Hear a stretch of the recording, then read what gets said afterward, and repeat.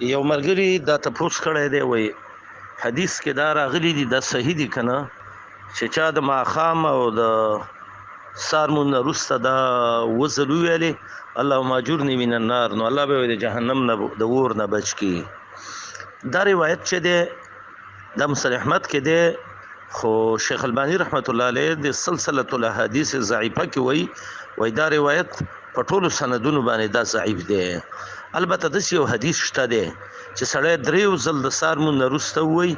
چې اللهم اني اسالک الجنه واعوذ بك من النار نو جنت وای چې الله د غوښته ما الله تعالی ما ورکي نو الله ول جنت ورکي او جهنم وای چې الله په ما سه پناه غوښته ده نو رب العالمین تدل زمانه پناه ورکي نو الله د جهنم د اور نه بچ کی. نو دا د ماخامون وروسته ویل او د سار نه کوم روایت چې مسلم احمد دی د سندن ضعیف دی چا وصلی الله اجرني من النار ویلې نو دا به د جهنم د اور نه به الله بچ کی. او هر چې دا چې دا 1500 کسانو ته